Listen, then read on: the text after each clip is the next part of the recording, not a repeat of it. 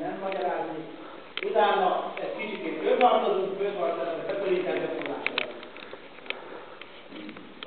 Játékos raktori. Utána átvetünk a versenyen való felkészülésre, a felállásnak a ilyen. Meg egy-két hibáknak a nagyon rossz. Nekünk nincs nekik a oké? Majd választunk. Jó? Gyorsan lemelegítünk.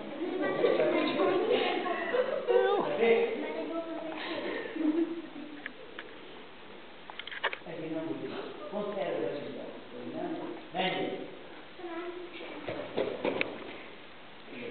Jó?